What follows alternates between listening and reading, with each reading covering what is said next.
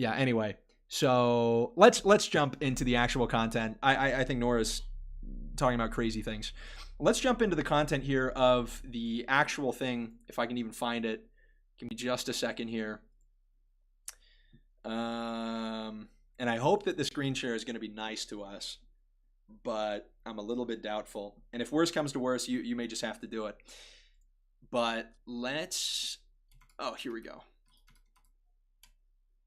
Let's pull up this debate, this epic moment, this moment where our friend Adam Mockler got mogged.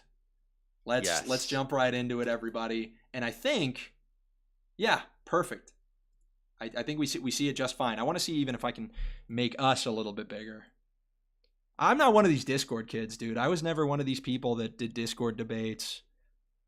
No, neither am I. This is my first time streaming on Discord here. So. Really? Yes. Okay, you and me both. We're rookies. Oh, we're learning on the fly here. Okay. Yes, me. Is it DJ Academics? Is DJ Academics stalking me? Brought me up the second I went live.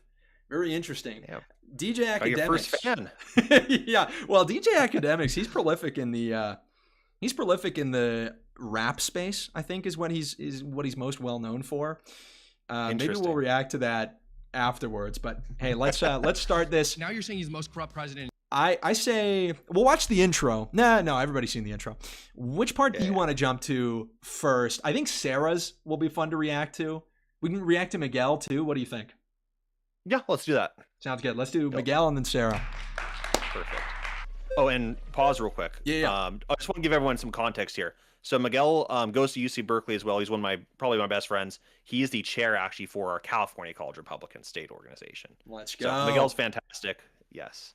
We'll see how he does here. Alrighty. Hey, let's jump on into this. There we go. And let me know if you want to pause at any point. No problem at all. Just let me know. Perfect. College. Hey there, Adam. How you doing? Great to meet you. Great to meet Miguel. you. Nice to meet you, Miguel. All right. Well, I guess I have a few questions. Hold on. I gotta pause it. I'm bad about pausing. Did he just say Miguel? I swear he just said Miguel. Great to meet you. Great to meet you. Nice to meet you, Miguel. All right. Well, he totally said Miguel, dude. Oh my gosh. Talk about performative. Like, literally. Like, just talk about the performative liberal. Like, really encapsulated right there. He introduced himself as Miguel. Nice to meet you, Miguel. Nice to meet you, Miguel. That's based. Honestly, Adam Mockler's based for that. Just like blatantly mispronouncing Hispanic names. I gotta start doing that. Nice to meet you, Juan. Nice to meet you, Jazzy. So good, man. And then let's see, somebody subscribed. Linda Prince, thanks for subscribing. Everybody again who's watching the stream, be sure to follow Marty on Twitter. What is it, Martin Bertao? Yeah, at Martin Bertao. Yeah, his last name is Bertao. Yeah. And now I'm doing the Adam Mockler thing. I'm mispronouncing your name. It's starting. But yeah. So anyway, before you resume, what a face to pause on there from our buddy Miguel. Crazy pause pull. All right, let's jump back into this, and we'll try to keep watching a little longer this time. A few questions. I want to start with how's the audio chat? Let us know. Kind of in newsland, and I kind of want to come back down to reality. Sure. So I'm a college student at UC Berkeley. Mm-hmm. I've had a student, it's documented online on Instagram, come up to me after class, vaguely threaten me, and say a bunch of stuff. That's terrible. Yeah, university does absolutely nothing. I filed a report. I did everything. Wasn't even removed from my classes, and this is all documented and up online. So I, as a student, don't have the freedom to go share my opinions. The day Charlie Kirk died, we requested security. The university turned down our request for security. These are the real examples of fascism that we see every single day. Are you trying to equate one random No. Wait, hold on. Are you trying to equate one random college student who I condemn, who I think is with Donald Trump using his power to try to consolidate as much of... No, you're not. Okay, so what are you trying to say? So I'm trying to say that there's a system of the university here that's set up against conservative By system, students. do you mean one student? No, I mean that there's a system that I reported this person to and nothing happened. And that's fascism to you. This is part This I just want to start. I hate this disingenuous argument. The problem is that the left, first of all, the academia is largely liberal, which provides this advantage if you want to go, quoting statistics. This is not me being anti-intellectual and saying statistics don't exist, but I know that the old talking point used to be, facts don't care about your feelings. It's like, hey, feelings don't care about some of your facts, honestly. It's like these structures literally exist. They are being weaponized. what Miguel is talking about is true on many campuses. And a lot of leftists, they have this just kind of cognitive dissonance about it because they can easily just harp back to, well, do you have a study to support that? A lot of these things don't even get studied. Well, because they can't be measured, right? Yeah. I mean, because what we're talking about here is something that is normalized for leftists to do, which is go and harass conservatives. I mean, it's pretty commonplace. Like you and I are in college. I think any conservatives in college who's open about, their beliefs know that you will get harassed in class. Like in your discussions, you will get marked down. You will get like it will be hell for you. They will make life literally hell for you on our universities. And like Miguel said, we even have people following you after class and harassing you. Now, if a conservative ever tried to pull that shit on any sort of liberal on our campuses, like, can you imagine the media backfire that would happen to that? Yeah. I mean, it's such an obvious double standard. Well, and the few things that you can study, right? Like the Federalist Society has reported on this because they have a vested interest. At best, 1 in 30 law school professors is conservative leaning. At best. This is like an insane thing. Academia, and the problem is, who gets to pick the next lineup of professors? Who gets to pick who becomes faculty? Current faculty. That's the way that they go about selecting. And so you have these institutional issues, and the left always responds with, well, maybe it's just because we're right. It's like, that sounds so anti-intellectual. But yeah, I think this is just super frustrating because obviously these structures exist, and any college student who is engaged in either club, college Democrats or college Republicans, is going to be able to tell you that there is not the same amount of opposition equally. So we'll dive back into this, but I really liked when I heard Miguel bring up this anecdote, which is an anecdote, but it's representative of many things, and it is representative of how one of the major colleges in the United States is organizing itself and conducting itself. I really like that because, it speaks to the prompt of the college students, and it's also, indicative of a larger trend. I thought it was a little bit dishonest that, Adam tried to just dismiss it, but you're going to see this throughout. It's very dismissive, and then he doesn't have to stake a claim about anything. He can say, I condemn that, and then that's it. Yeah, exactly. And then it's like, okay, well, what does that actually matter that you're condemning? It happened. Like, what do you mean you condemn it?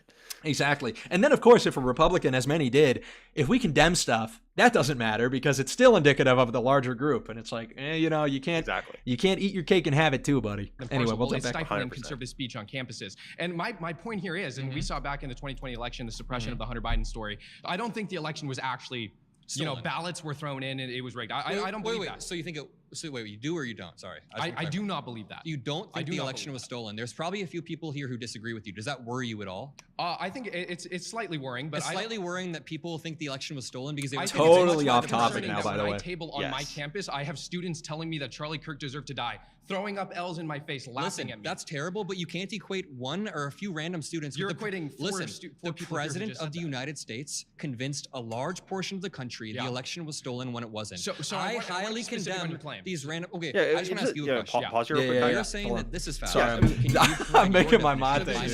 You're good. Yeah. No, as soon as I said, I was like, oh shit, caught him in the middle of the pour. No swear words. But you're on the Kai stream now. Oh, shoot, my Last bad. time, or you're out of here. No.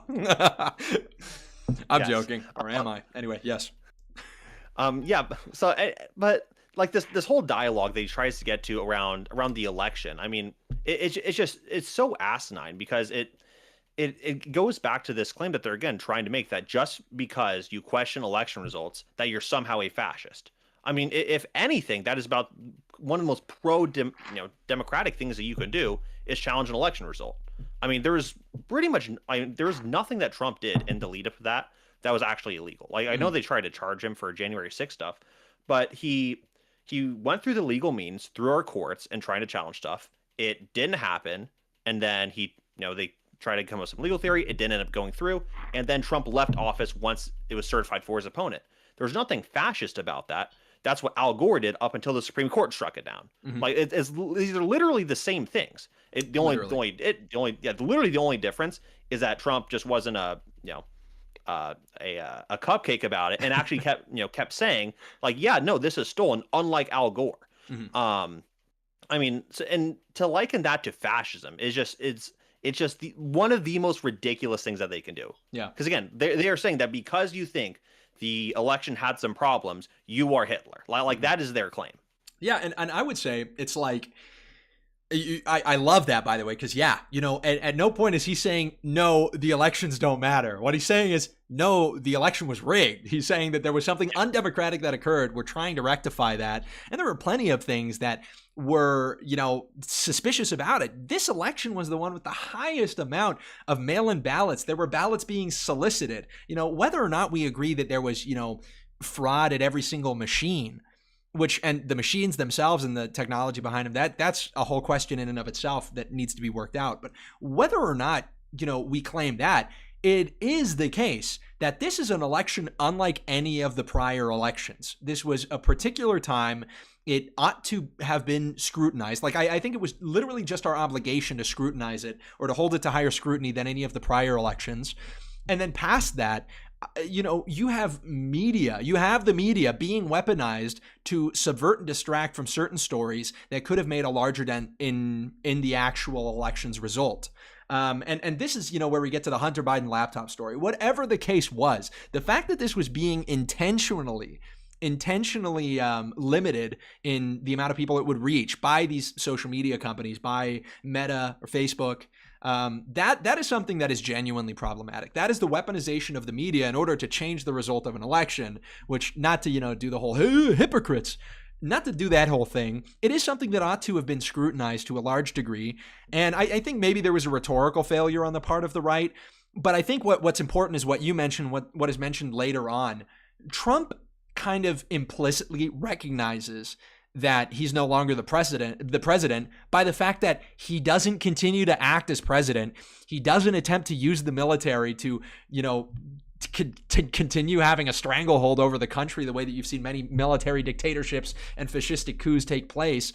Beyond that, if you want to talk about what the military did during his presidency, some of the direct orders that he gave the generals in the military, they are literally on record admitting in news articles that we could pull up here on stream, that they just straight up ignored what he said or interpreted it in a totally different way than he meant it. That is a problem. These are issues. And I don't think that talking about, the election in a way that tries to actually solidify the result by ensuring that it was democratic, I don't think that's a problem. 100%. I mean, me and Miguel talk about this all the time, and really, if you're wanting to know what's actually fascist, one of the or not fascist, I should say authoritarian here. One of the most authoritarian things that one can do is as an executive try to not enforce the law, and this kind of also runs counter a little bit to their kind of discourse around illegal immigration. As an executive, as the executive branch, you have an obligation to uphold the laws of your country and uphold your immigration laws. And I can really think of nothing more authoritarian than the executive branch coming and saying, no, Congress, we're actually not going to follow your laws that are on the books surrounding our immigration laws because we have our own separate beliefs around who should be in the country. Mm-hmm. Like that is actually authoritarian. What's not authoritarian is trying to go through the legal means, and then once those fail, again, follow the legal constitutional means and just leave office, because that's what happened. Yep, absolutely. All right, well, hey, let's jump back in and see what Miguel comes up with. He's cooking. Yeah.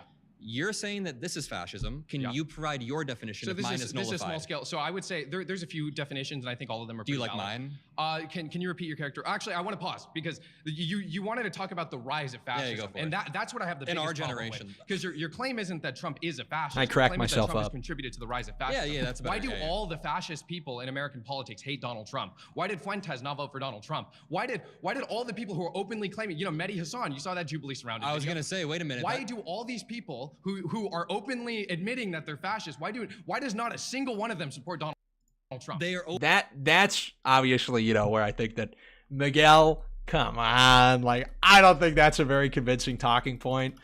I didn't think he had to say that. And it's like, people can say a lot of things, but I don't think Nick Fuentes has ever called himself a fascist. And you also have to look at, what the critique is. So I will say, and that's why, I locked in, kept my straight face.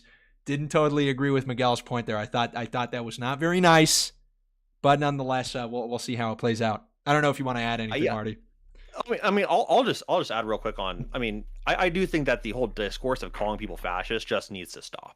Like, and I mean, we even need to stop doing it as a response because like I said earlier, like when we call people fascists, we're literally just calling people Hitler. Yes. So that's my only point here. Is just the whole labeling of fascist just generally needs to stop. Yeah. Well, and that's the issue. Is it's like we said before, it plays into the left's paradigm. It's like, okay, you can like score points with the left by calling Nick Fuentes a fascist.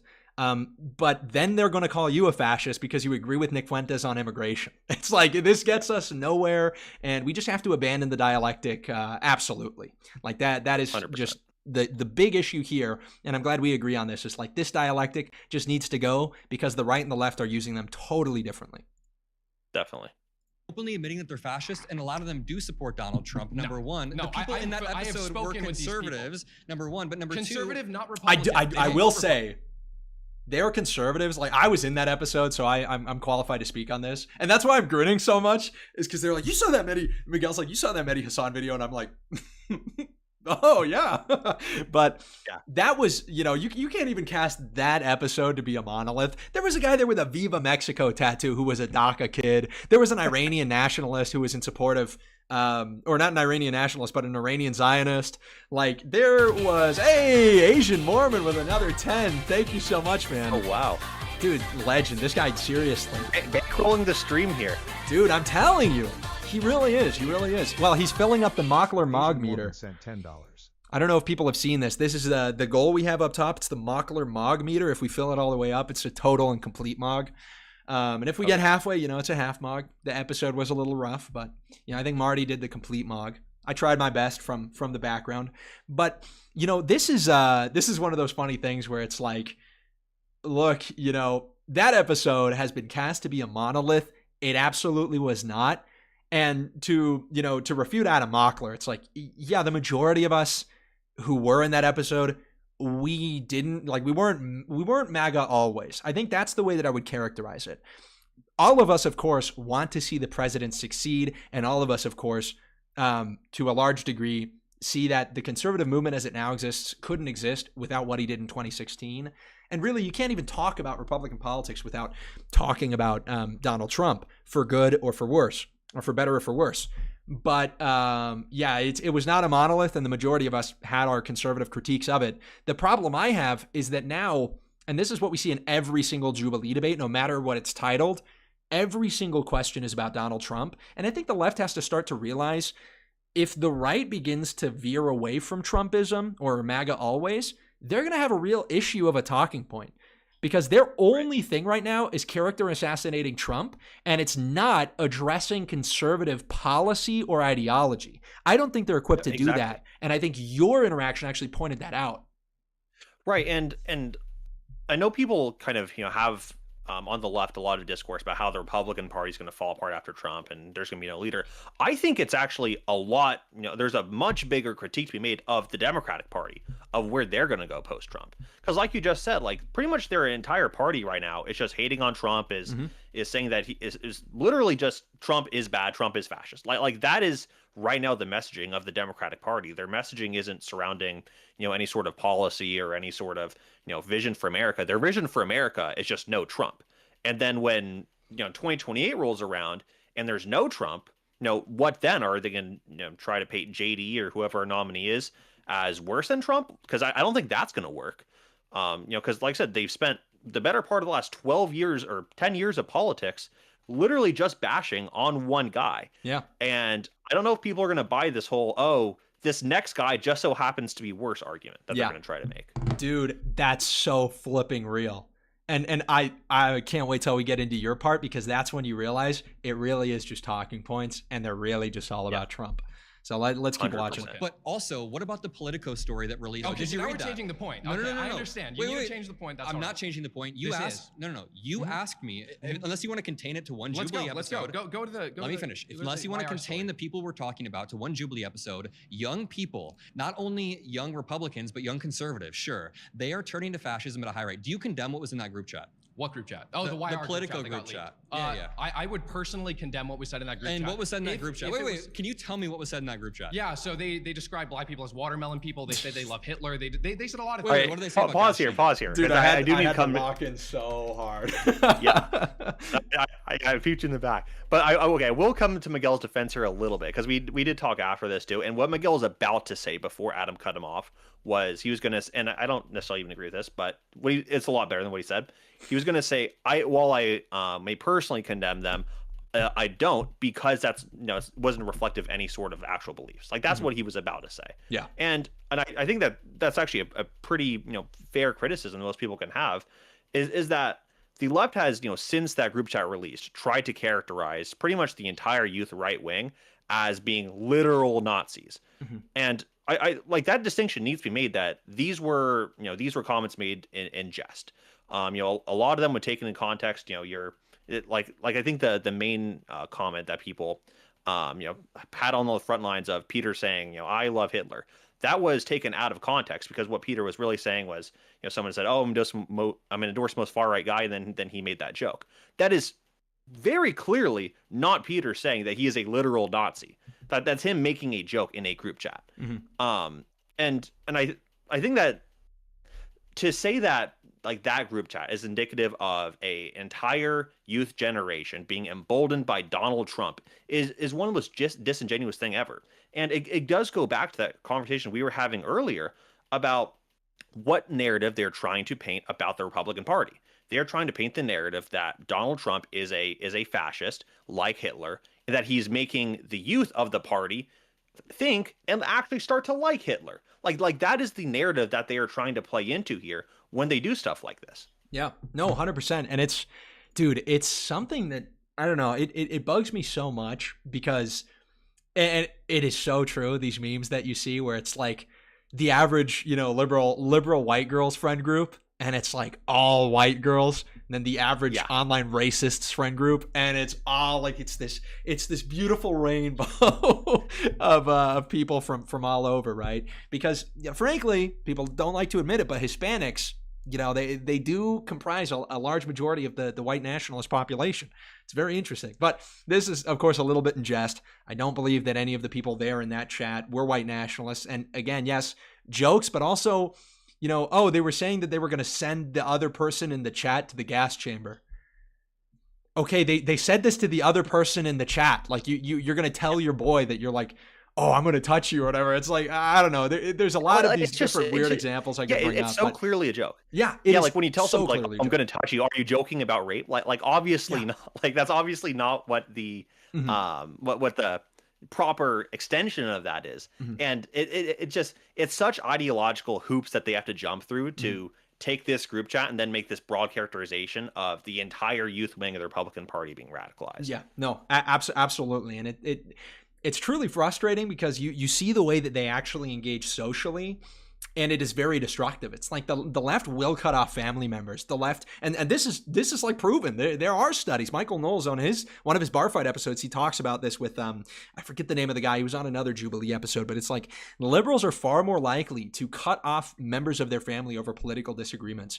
Right-wing people, we have this implicit sense that, despite political disagreement, we get along. And for what it's worth, Adam Mockler represents a better part of the left wing in the sense that he is not one of these people who's going to, refuse to shake our hands. Like Dean and Parker refusing to shake my hands, Soy Pill having his like baby rage like fit. He threw this huge fit when I went to the UNF America thing. I went up, he was like leaning on the bar. I go, hey, Soy Pill, nice to meet you. What happened? I was excited to debate you. He goes, oh yeah, well, I was really upset that that like my money was going to like fund this organization platforming you, because I don't think you should be platformed at all. Dude, you debated me, and also my audience is bigger than yours, and we were the ones that are going to be debating. Like, what are you talking about?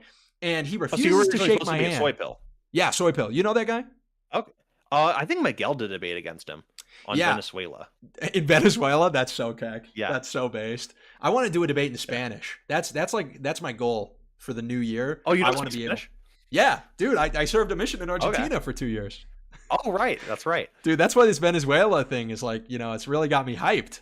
because maybe I go down there and I do some journalism. But hey, anyway, it's that is just one of those things that really frustrates me, is that you look at the demeanor of people, you look at how people actually are. I don't care what they're saying in a group chat. They're going to treat you with dignity and with humanity, and they see you as a real person.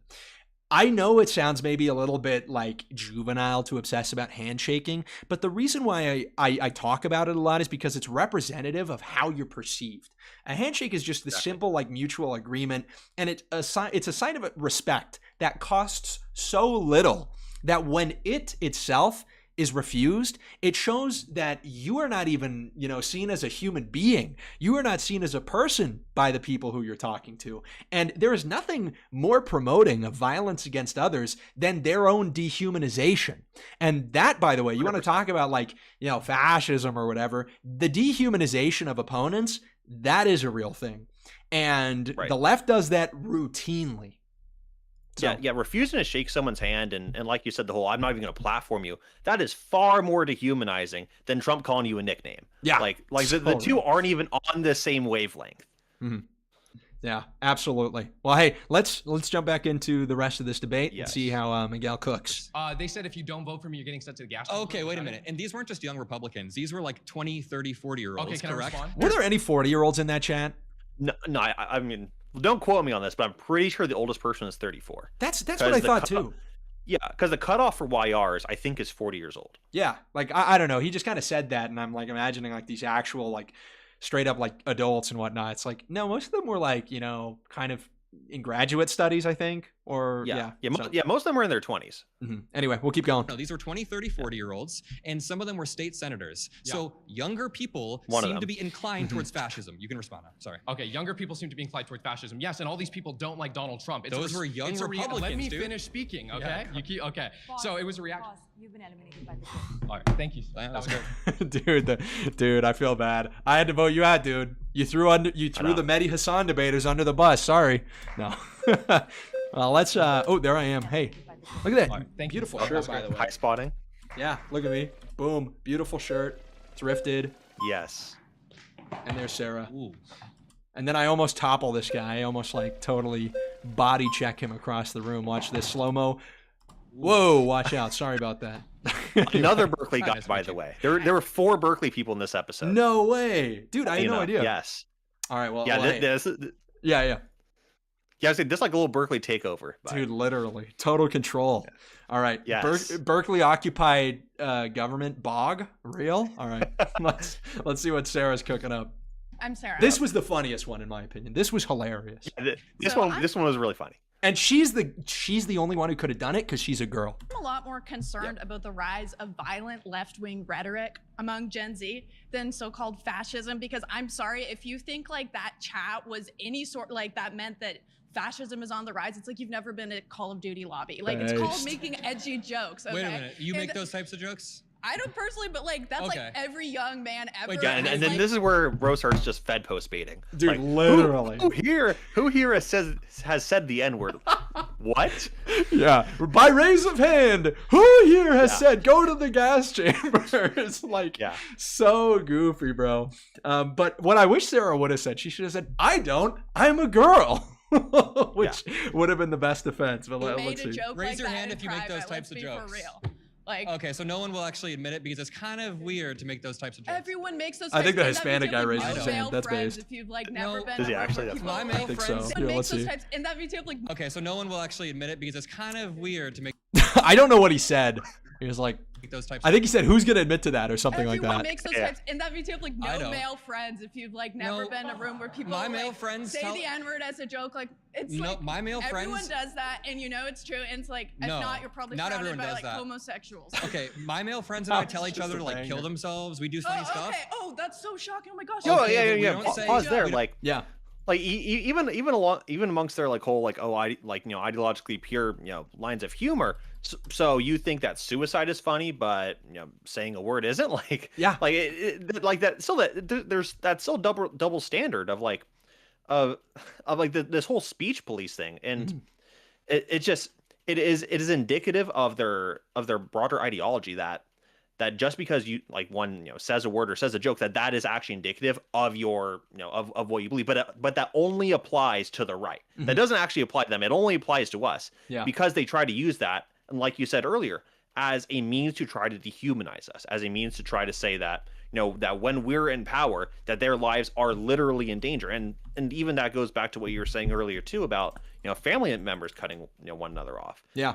Big time. Is the reason that they stopped talking to us is because the leftist view, the average leftist, or a lot of leftist view of the right is that our worldview fundamentally threatens theirs. But our worldview of the left is just that it's pretty much dumb. Like we think that they're just generally not smart, and they think that we are literally evil. Yeah, like I think that's pretty much what this can be summed up to. 100%. And when you think that the other side is dumb, you don't vote them in. When you think that the other side is evil, you try to take them out. Yeah. Well, and what I think is funny is it's also like a projection of the studies regarding left wing, especially white liberal in-group versus out-group preference. It's far more reasonable to make a joke about killing yourself, but you start joking about being mean to other people because of like some characteristic that's immutable, then it becomes a problem. It is truly the manifestation of left-wing people having an out-group preference over an in-group preference.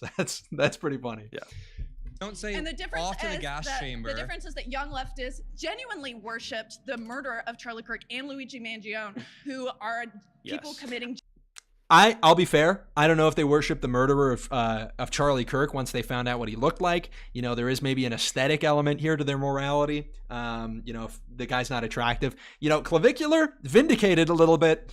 Charlie Kirk's murderer is not getting any simp edits the way that Luigi Mangione did. So anyway, we'll dive back in. Just an aside. Genuine acts of violence, and they genuinely condone that. So that's the big difference, because I saw literally graffiti on college campuses saying "kill all Charlie Kirks." They are inciting violence, and that is a totally normalized thing to say to celebrate the fact. And that's serious. And the political group chat was a joke, and you know that. Okay, so your concession is that people talk like fascists in private sometimes, but you're worried that leftists are using increasingly violent rhetoric, like the people that you were talking about. Because Luigi one Mangione thing is supporters. serious and one thing is a joke. Okay, I want to ask you one thing. Did one Democratic politician support what Luigi did? Can you name any actual Democratic politician? No, Dude, but it does. Pausing that. This is something you're going to hear so many times in this debate, and it's such an arbitrary standard. And this is what I brought up to Hunter Kozak too. It's like we were talking about the violence, and I'm like, look, there's like an increasing amount of violent rhetoric and violent or normalization or tolerance of violence on the left. And he's like, well, name me one Democrat who has gone out and supported that. Dude, it doesn't matter. It's like, this is happening anyway. It's like, are you going to tell me that this thing that is occurring in your side of the politics is just not real because Joe Biden didn't say anything? And even still, you have people like, what was the name of the AG? I forget this guy's name. The one that talked about, what's up? The AG under Biden, Merrick Garland.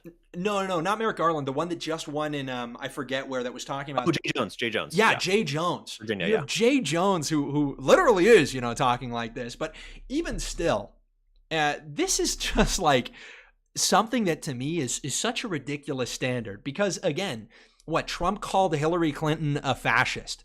Did anybody go and try and kill Hillary Clinton because Trump told them she was a fascist? No, right-wing people interpret that word totally differently again.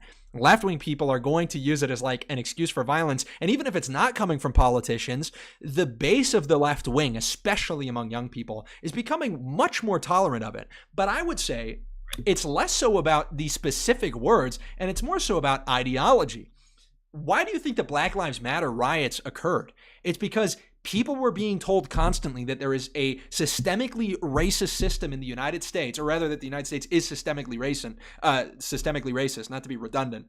And that this is something that, needs to be destroyed and dismantled at all costs. You shouldn't be surprised when $2 billion worth of damages are caused around the country because people feel that there's no other way of figuring out this huge injustice. That kind of rhetoric genuinely has led to violence and destruction. And we saw that all throughout 2020, 21.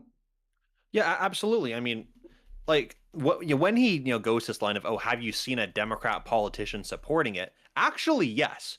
When you have, on the bullet that killed Charlie Kirk, the message "Catch this fascist" wrote, and it being pretty widely known that Charlie Kirk was killed because they thought he was a fascist, that people shot at Trump because they thought he was a fascist, that when you continue to call us fascists, yeah, you actually are condoning it without saying. Like, you can play this whole this whole virtue signaling game of, no, I condemn political violence, but when you go out and do the exact thing that caused it, like, no, like, the fact that you condemn it actually doesn't matter. Like you were saying with BLM, when you say, oh, I don't like rioting, but then you go out and say that this system needs to be dismantled, I don't think it takes a genius to put 2 and 2 together on what that actually means. Yeah, real. And then I'll be honest, it's like one of these things where, you have this positive feedback cycle within the left of the viral creators publicly and just on the face condemning violence, but all the meanwhile, the violence is increasing. There is more disruption. There is less cohesion. There's much less trust between the groups. And there is more dehumanization of their opponents. And there's just this positive feedback loop where the violence increases, and yet they are able to absolve themselves of the guilt because a bunch of the talking heads said, oh, but that's bad. And then they turn around and say, but you guys do it more, which is even more reason to commit violence against right-wingers. So I think that's 100%. A super naive perspective. Doesn't matter, so because on the other side, you're talking about the rise in the generation. You're not talking about politicians in their speech. And I'm so glad Sarah pointed that out. That made me so happy. It's like, yeah, dude, we're not talking about the rise of fascism in the politicians. We're talking about a rise of fascism in the generation. And if you're just looking at that, dude, come on. It's like, look at the radicalization. I am talking about politicians as well. 100%. So on the other side, Let me clarify. What about young leftists? What about the violence that young... She gets really Canadian when she says about. What about... Let me clarify very, very quickly. So you're trying to point to young leftists on the left, but on the right, there are politicians in power. People like Stephen Miller, who says the Democratic Party is a domestic extremist organization. Caroline Levitt just said Stephen Miller, who says the Democratic Party is a domestic extremist organization. On what he's saying there, I mean, they kind of are, right? Yeah. Like when you have an entire organization whose, like we said earlier, the entire message can be summed up by Trump is fascist and his regime is fascist. Actually, yeah, like that party is kind of an extremist organization, and when you can amplify that by looking at how their base reacts to to events like the murder of Charlie Kirk, then yeah, you actually do know that the base needs to be de-radicalized. Like I think that you can generally tell a lot about an organization or a person or a movement as a whole by what their supporters are. So if you want to look at what the Democratic Party represents, look at what their supporters believe. What their supporters believe is that people like me, people like you, people like Trump, Charlie Kirk need to be killed. Like that is what their that's what their base believes, or at the very least, for the people who don't think we need to be killed, that we need to be silenced. Like that is what the Democratic Party believes. And the reason why is because that's the implicit message that is pushed from the top, from the leaders of the party. Yep, 100%. Organization. Caroline Levitt just the other day, as I said that the entire base is Hamas terrorists and criminals. So when you have people in power on the right, I would be interested. They're using this. I'd be interested to know the context of that quote. Do you want to live search that? Yeah. Let me see here. Here, I'm gonna see too. Hold on. We're gonna live search this, ladies and gentlemen. We're gonna see if this is real. Caroline Levitt. What was the quote? Hamas terrorist quote. Yeah. Dude, her name is spelled so weird. Yeah. That is one of, I will say, my best qualities, to be able to spell people's names. Real, dude. All right, let's see here.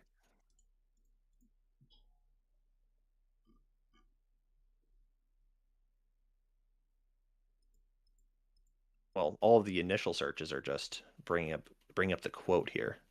Here, I think I've got a video here. That the Democrat Party's main constituency are made up of Hamas terrorists, illegal aliens, and violent criminals. That is who the Democrat Party is catering to, not the Trump administration, and not the White House, and not the Republican Party, who is super quiet. For law-abiding Americans. Well, yeah, I can generally hear it. Yeah, it's but yeah, she's saying that they're catering to those groups. Exactly, because those are the people who are in the party. Yeah, like if literally. Yeah, people in your party, you kind of have to cater to them. Yeah, dude. No, that, by the way, So what's the way that he framed it? Let's read it or hear this again. So just the other day, as I said that the entire base is Hamas terrorists and criminals. That's That's literally not what she said. Yeah. She said their main constituency, and then she said they cater to Hamas terrorists, violent extremists, and something else. And violent criminals, I think. Yeah. Hold on. Let's. Oh crap. All right. Where was the? Dude, Stephen Miller check. Okay, here it is again. That the Democrat Party's main constituency are made up of Hamas terrorists, illegal aliens, and violent criminals. That is who the Democrat Party is. Yeah. So there's the key verbiage difference. Yeah. She said the entire base, where Caroline Levitt says the main constituency. And what she's saying there is that the people who they cater to the most, because at the end of the day, that's your main constituency. Your main constituency is who you're spending most of your time on. Yeah. Like those are the people who you represent. They're representing Hamas terrorists, and whatever these other groups are, in which, those kind of are the people who the Democratic Party is catering to. True. You want to which party do you think has advocated for reducing the restrictions on felons to vote or to seek employment? Which party is more in favor, of the actions of Hamas? Which party, genuinely is catering more to those groups? It is the Democrats. Yeah, or even better yet, which party had their last candidate in the last election, actually post stuff and tell people to go bail out BLM rioters? Like, that wasn't us. Yeah, literally, dude. No, that's so real. So very interesting editorializing there, Adam Mockler. That's a little dishonest. Yeah. Live fact check brought to you by Marty and Kai, by the College Republicans. Live fact check. So notice no SAN there. Yep. No SAN. On the right. Wait. They're using this rhetoric and normalizing it that goes downstream. Yeah, so and you have left-wing media like MSNBC cheering backstage when Charlie Kirk was murdered. Wait, you think people are being murdered because of MSNBC? You think MSNBC is radical? Yes. By the way, that's not what she said. She said that MSNBC was cheering when he died. Not that, but regardless, yes. Yeah, but regardless, yes. You think MSNBC is radical? Yeah, absolutely. Do you think, Marty check. Yep. MSNBC is radical. Yeah. Yes. Agreeing. MSNBC is radical. Oh, absolutely. Fact check true. What do you think is radicalizing more people, Nick Fuentes or MSNBC? Probably MSNBC. Really? Yeah. More so than Nick Fuentes. I hear someone laughing behind me, and that's kind of, But also, there is a fundamental difference between people in power using rhetoric. Dude, I love that clip. Listen. I love that clip so much. That's got almost 500,000 views on Twitter now. It was just such an aura loss, the thumb pointing behind. Really? More so than Nick Fuentes. I hear someone laughing. It's literally to me. Oh, I didn't say a word. Just straight faced, yeah. Yeah. Behind me, that's kind of, But also, there is a fundamental difference between people in power using rhetoric and random leftists. Listen, I'm a young liberal. Don Lemon just told people. This, by the way, I hate this argument. There is a big difference between people in power using rhetoric and just the average leftist. Yeah, the difference is who is killing people. Which right-wing politician has murdered somebody? Which left-wing politician has murdered somebody? Neither. What we're talking about are the people who murdered people, which are, yes, the average leftist, not the average leftist, but it is the base. There are leftists who kill people. The same way that, yes, there are right-wing people who kill people. But that's what we're talking about. And so every single time that he in this debate or anybody else in these kinds of debates tries to change the framing to what politicians are saying, they refute their own point. Because it's not about the rhetoric. It is about who's actually committing the violence. And in neither case, it's the politicians. Exactly. If you want to see where the problem is, look at who's actually getting targeted. I said this in my last part where I bring up the claim. But when was the last time you heard about an assassination attempt on Joe Biden or Barack Obama or Bill Clinton? And the biggest part there was on Barack Obama, arguably a more divisive and more influential figure than Donald Trump. There was no assassination attempts on Obama that were prominent at all. That right there just goes to show you the difference of violence toleration amongst the rights and left. Mm-hmm. And the core of that is that we on the right, we view our leftist companions generally as people who are just, misguided on how to, make our country great. But people on the left genuinely view us as evil, racist Nazis who want to kill them all. That is the actual difference here. Real. 100%. And the reason for that difference is the Democratic Party, is Chuck Schumer, is Hakeem Jeffries, is Kamala Harris. So real. Hey, thank you so much, Kreblub, for the 10. Appreciate you. Dude. I thought we were about to get another Asian Mormon call out. No, Asian Mormon is he may have turned in for the night. No, but that the super chat, it was actually really funny. I got to read this off to you. This is hilarious. The super chat says Marty Supreme and Cobra Kai Mog. Yes, you're Marty Supreme. I'm Cobra Kai. That's so real, dude. What a good movie, by the way. I mean, just I think that dropped did that drop this year or did that drop last year? I think it was Cobra this year, Kai? right? No, Marty Supreme. Oh, that just dropped like a week ago. Yeah. Easily first movie 2026, easily the best movie 2026. I don't think anything could top it. It's so good. The story of a young, tenacious Jewish kid beating an evil capitalist billionaire. No, that's a little a little editorial. Writes all of these characters who are a-holes but who you really root for, and it's this tenacity. It is this, like, the clip from the trailer, it's like, what are you gonna do if this like dream of yours doesn't work out? That doesn't even enter my conscience. It's so real. That is men. What a bar. It's such a bar, dude. This is how men are, and that's why men love these movies. And it is a pro-life movie, just saying. Anyway, we'll jump back into the video, but had to be said. I'm glad you agree with me. 100%. To shoot ICE agents. They told Don Lemon just told illegal brown people to grab guns so they can shoot ICE agents when they show up at their door. Is Don Lemon not someone in a position of power? As a young liberal. And so here's the fact check. We'll be fair about this. It says on the Left Hook podcast with Wajid Ali, Don Lemon referred to citizens, saying, if you believe in the Constitution, if you believe in the Second Amendment, black people, brown people of all stripes, whether you're Indian American or Mexican American or whoever you are, go out in your place where you live and get a gun legally. Do you condone that? But pause there. That's literally pretty much that's a logical extension of what Sarah said. Of what Sarah said. If you're telling people to, in the context of talking about ICE raids, to go get guns, I wonder why we're doing that. I wonder what the reasoning is there, especially in the aftermath of an attempted shooting on a nice detention center. Literally. And there have been multiple. Shootings, and it's like, dude, maybe it doesn't even count as left-wing violence because they killed the immigrants themselves and not exactly. That's actually right-wing violence. Yeah. So it's a right-wing violence. No, but this was just totally insane. There've been a couple cases like that too. Do you condone that? No, you should not shoot ICE agents. He said that you should have a weapon in your house. Don't you support the Second Amendment? Not for illegal immigrants, because they're not allowed to legally own firearms. That was based. The way she said that was so good. Buy something. 100%. Can I clarify? He was talking about citizens because he said they're arresting and detaining citizens. So if you watch watch that clip, he was saying citizens. I hope there's one of those fact checks on screen because he was saying they're detaining citizens. Pause right there. What the quote was? Yeah, it says because when you have people knocking on your door and taking away your due process as a citizen, isn't that what the Second Amendment is for? So the extension there. So he thinks that ICE is taking away your due process and knocking on your door, and then he says that that's what the Second Amendment is for.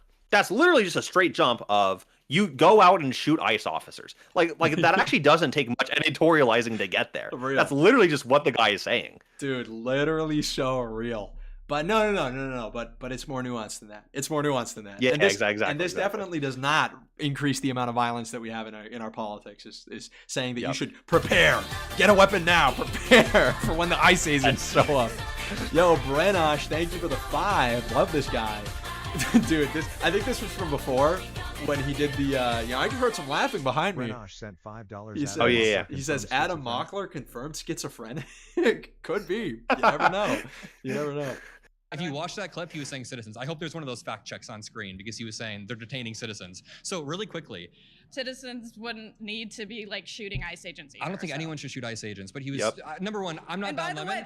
I'm not Don Lemon. That's a ton. No, we're seeing left-wing people openly inside. Such a ridiculous cop-out. Quickly, I'm a young liberal. Yeah, not to keep stopping, but such a ridiculous cop-out there of the whole. Like, oh well, I condemn it, so I absolve my entire side of any sort of responsibility here. Like, actually, no. I actually really don't care what you personally think. I'm here to debate, what the reality of the situation is.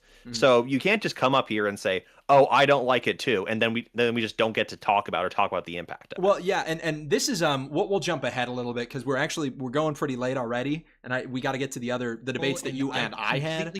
But I want to jump based off of that to the debate that I had where I kind of mentioned this point We'll skip by maybe to that Jeffrey point. Epstein. Donald Trump held private parties in the 90s. We'll skip forward a little bit. Rooms. I wouldn't take out a position. There it is. They wouldn't let their daughter around Trump. 3 people say they wouldn't let their daughter around Trump. I wouldn't let my daughter around Joseph Biden. It's That's again fine. this I'm framing. not defending Biden. I don't care. You don't have to defend a thing. You haven't staked out a position. Biden has committed less. You've easily admitted that once we change the framing to talk, for example, about things that are more relevant to the average Here's American. the problem. For instance, the average person who's Bro, I living didn't realize in Texas, I wasn't even right? showing the screen. We'll skip back. You don't have to defend a thing. You haven't staked out a position. Biden has committed less. You've easily admitted that once we change the framing to talk, for example, about things that are more relevant to the average Here's the American. problem. For instance, the average person who is living in Texas, right? The way that these people are going to feel the effects of migration are not as an average. There is no cookie cutter average The American. study was done in Texas. Hold on. I understand that. That's why. I love it. The study was done in Texas. Yeah. Yeah, that's why I said Texas. But anyway, the point that I want to make there is yes, and this happened with Mehdi Hasan too. This is what happens every single time. When you get into a debate with right-wingers versus left-wingers, or left-wingers versus right-wingers, to frame it the right way, like on these Jubilee things, it's always a referendum on anything Trump has ever said or done. And they don't even allow rhetorical room for being against it because, like here, at least with Mehdi Hasan, one of the prompts was about just an idea generally. And again, this goes to the point that the left doesn't know how to talk about ideas anymore. They just know how to talk about Trump. They know how to talk about the 24-hour news cycle, and that's it. And this, by the way, is not to run too much defense for the right, because I think we've gotten pretty anti-intellectual. I think we don't know actually how to talk about policy. I think that's our biggest problem, is we're too 100%. reactionary. But what I will say is, it's like, dude, 3 of the 4 prompts Mehdi Hasan had were about Trump. We were far-right Republicans, but it was just about Trump. Next, and by the way, what's the tangible difference then? If the difference is not that the far-right is probably harsher on Trump, then what is the tangible difference between the average Republican, who is actually, yes, a Trump supporter, despite what many believe, and a far-right Republican? Like, what's the tangible difference? Like, what are we even debating if all of the prompts are going to be about basic talking points? With Adam Mockler, were any of his prompts not about Trump? I think all of them were about Trump, weren't they? Yeah, because one was Trump. It wasn't even just economy. It was the Trump economy. Mm-hmm. Yeah, it was the Trump economy. Yeah, Trump causing a rise of fascism. Children are more safe with Trump than illegals. Or with illegals than Trump, yeah. And then what was the last one? It was dude, I don't even remember. Hold on, it should say Trump is the most corrupt president. Yeah. Okay. Dude, it's like are we serious right now? Like they have no other argument. But then the moment you say, okay, well, you wouldn't want your kid to be around Joe Biden, so isn't it kind of a mutt point? Yeah. No, whatever. He literally is so flippant about it. He's like, I'm not supporting Joe Biden. I don't care. It's like, then why do I have to care about Trump? Like, what are you talking about, dude? Like, look at this. You've easily admitted that once we change it, I don't care. You say they wouldn't let their daughter around Trump. I wouldn't let my daughter around Joseph Biden. That's It's again fine. this I'm framing. not defending Biden. I don't care. You don't have to. It's like a kid. I'm not gonna lie. It's like a kid. Like, that's fine. I'm not gonna defend Biden. I don't care. It's like, bro, what? You're asking me to defend the Republican president, and the moment I say, okay, well, what about the Democratic president? You're like, well, I don't have to defend that guy. It's like, yeah, you do. If that's the framing, yes, you do. So No, exactly. I mean, yeah, because I mean, even more than that, like what is the actual substance that he's trying to debate there? Like, is he trying to have like a Trump is a pedophile debate, or is he trying to have a illegal immigrations or illegal immigrants don't commit crime debate? It's like it, and I think Adams was generally one of the more good faith left wing actors, but even that, it's just like such a bad faith framing of like what are we even going to debate here? Which to go back to your point earlier, like what is the left actually going to do post Trump? Like what ideas are they going to debate? Are they going to go to are they going to pivot to now JD's a pedophile? Like what's going to be the pivot? Dude, literally so real. They need like this super villain or they're not going to be able to function. But hey, let's jump to the beginning of my debate so you guys get some of the full context of that.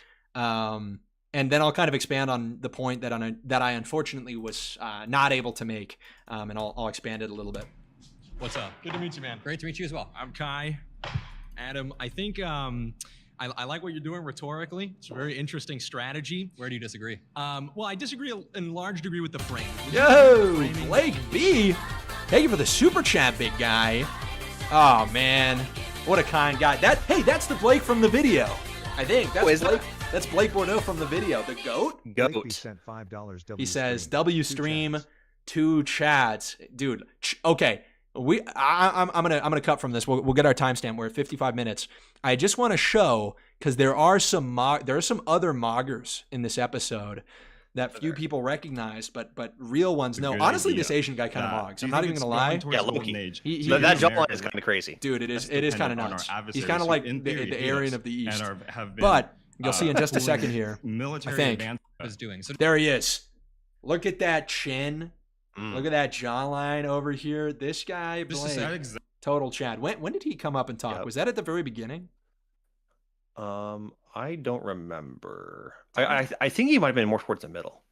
Yeah, I don't remember this either, dude. It's like I've had my memory wiped. There's your part that we're gonna watch who's that Chad? Who's that Chad there looming?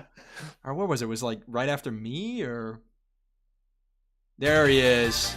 Oh yeah, there he is, dude. Hey, another super chat.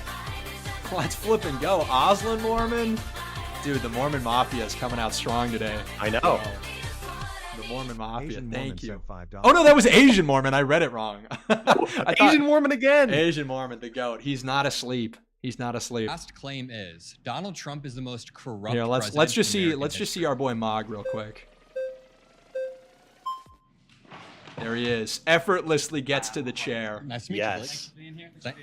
He's tall. He doesn't even fit in the frame. Maybe is one of the least corrupt presidents in How so? American history. I think that Donald Trump came out of a very corrupt system, not himself, but the America that elected Trump saw what happened after years of Democrat control, after years of Clintons and Obamas and all the same. Yeah, and 100%. It's like a true politician. Dude, and his accent, dude, the Southern accent, based. Yep. That's the goal right there. But not Southern enough to where you can't understand it. Dude, literally. It's a high class. It's a high caste Southern. You know, this is the successor to some great Southern statesman. This is Huey Long's successor. This is the real kingfish. But here, let's get back to this debate here with this handsome gentleman, the other handsome gentleman here. Yes. Where do you disagree? Safer off with the average illegal immigrant than with Joseph Biden. I think that's what a Republican would claim. All right, hold on. Well, I disagree in large degree with the framing. Would you agree with the framing that a child is probably safer off with the average illegal immigrant than with Joseph Biden? I think that's what a Republican. Perfect. Like, that should have been the debate. Over. Yeah. Literally, that's it. Awesome. Your rhetorical framing just kind of sucks, and bye. But no, cue the credits. Yeah, kind of that the framing is maybe not safer. Can you point to Joe Biden being friends with prolific sex trafficker Jeffrey Epstein? And this is where you get to the part where it's like, this is where now he shows what the question was really all about. What this is a referendum about Trump's convictions civilly of sexual assault. That's what it's about, or sexual abuse. Yeah. And a civil conviction is not a criminal conviction. It's a different thing. But anyway.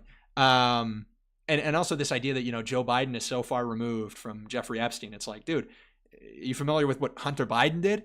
Yeah, like, I mean, maybe they ran in different circles, but Joe Biden is genetically related to a guy who spent the last 20 years having very promiscuous sexual relationships, doing copious amounts of drugs, laundering money through his art being sold. I mean, come on. Like, are we serious? Yep. So anyway, and that's genetically linked. Absolutely. I mean, there's a web of connections. Wait. Did Joe Biden have girls groomed out of his Mar-a-Lago spa? Did Joe Biden have 26 different credible sexual assault allegations? Or did Joe Biden say that he grabs women because they let him do it? Any of those things. Well, it's interesting because I'm not even here to say that Joe Biden's perfect, but I just think that was a crazy interruption. And then he's like, I'm not here to say Joe Biden's perfect. Yeah, none of us are here to say Trump's perfect either, dude. Like, equivalency is crazy. I wouldn't want my daughter around. I agree. I think the equivalency of the average illegal immigrant and Donald Trump is crazy. The way that we assemble those statistics is absolutely ridiculous. And if you were to take let's say, what's the sample size in your study? How many illegal immigrants were included as a part of the study? It was in Texas from 2012 to 2019. I don't know the exact sample size. Let's assume it's over 1,000. It's statistically significant. There is a power there in the value that the study has concluded with. If we have 1,000 Donald Trumps, which of the two will have been more guilty of violent crimes? Wait a minute. You want to do this? If you have 1,000 Donald Trumps versus 1,000 undocumented immigrants, one group will have committed violent crimes, and the other will not have. The statistics show. That's true. No, that isn't. That is true. He's like, that's not true. Donald Trump has never been convicted of violent crimes. ever. Yeah, exactly. Like, and there's like this subtle pivot that they always do, and Adam even did this in his framing of the whole Trump Epstein thing. That like they always do this little subtle framing with their wording. Is he'll pivot after that on the violent crime thing. I think he did to saying, well, Trump was held civilly liable of sexual assault. Mm-hmm. That is not a conviction, especially when you actually look into the context of the case. And I did this a little bit in my my back and forth with them.